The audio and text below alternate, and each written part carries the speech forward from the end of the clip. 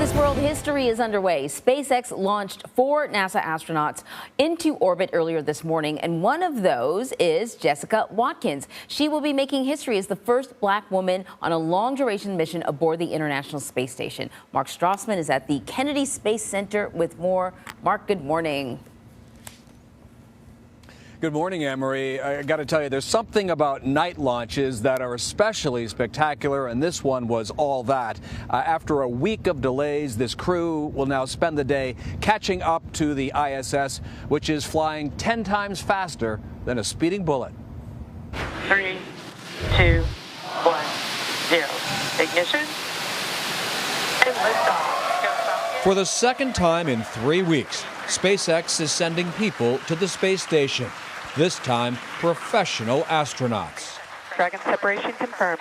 It is a privilege to get to fly this new vehicle, the Crew Dragon Freedom to orbit. We're feeling great and looking forward to the view. Tonight, around 8 o'clock Eastern Time, the crew of 4 will dock to their new home away from home, 250 miles above Earth. 3 Americans, NASA astronauts Kjell Lindgren, the mission commander, pilot Bob Hines, and Jessica Watkins, a geologist.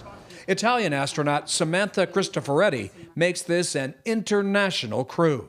HCl is 3.3. The 33-year-old Watkins has trained for a walk in space and a walk into space history.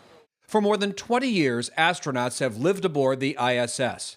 Watkins will become the first black female astronaut to live on the space station for an extended time. I do think that that's, an important milestone for the agency and for the country. It certainly has been important to me in my life to have role models that looked like me or coming from backgrounds similar to mine. In a SpaceX Dragon spacecraft named Freedom, this crew has to fly above Russia's invasion of Ukraine. U.S.-Russian interdependence keeps the ISS in orbit. Waiting for this morning's crew to arrive, 3 cosmonauts. Our lives depend on them, their lives depend on us, and we have an incredibly good relationship. In 2015, Mission Commander Kjell Lindgren's first trip to the ISS was in a Russian Soyuz.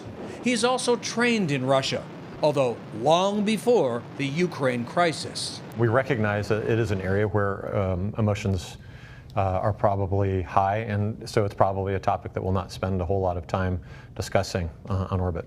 Is it painful for you at this point to see what's happening? Anytime you see conflict and you see suffering, it's painful. Again, we have to focus on our mission and what we have to accomplish on the space station.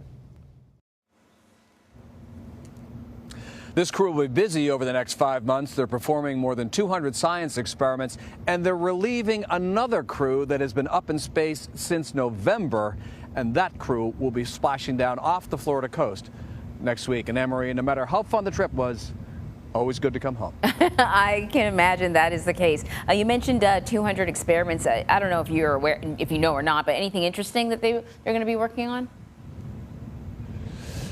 Well, the geologist that's on board there is going to maybe have the best experiment of all. She has to spend a lot of time actually staring out the window, looking at how the Earth is from a trained eye. I mean, everybody else sort of looks out the window when they're not busy. She's supposed to be looking out the window. And then some of the other scientific experiments are sort of esoteric. Right. They have a lot of other tasks too. I mean, there's the routine maintenance and the public outreach when they talk to school groups or reporters or whoever. And there's also 2 and potentially 3 spacewalks. So it's going to be a busy 4.5 months up there. Yeah, definitely. So let's talk about the historic nature of this. Jessica Watkins, the first African-American to be joining the crew on the space station. Can you tell me about that? Yeah, I mean, let's face it, NASA in terms of diversifying has come a long way since the 60s, right? So when it was all just a bunch of white astronauts, white men. In this case, we sort of counted up about 15 black astronauts. 5 of them have been women. And last year, an astronaut named Victor Glover became the first black male to spend an extended time on the ISS. And now Jessica Watkins is the first black female. So one by one, these historic firsts are starting to fall, and pretty soon, of course, there'll be no need to talk about it, which is a great thing. Yes, indeed. You're right. It will not be historic anymore. It'll just be business as usual. And you sort of touched on this in your package. I think that we cannot sort of reinforce this more. The nature of how these cosmonauts and astronauts work together up on the ISS when there is this bitter war raging here on the ground, and how they're able to sort of, put that aside and work together. Yeah, they have to work together in a confined space over a period of weeks and even months, right? And so do you talk about, like, the elephant in the room? And in this case, by census, they may not. I mean, the Russians are mostly on the Russian side of the ISS, and the Americans are mostly on the American side. But of course, they do mix and mingle and are reliant on each other for their very survival.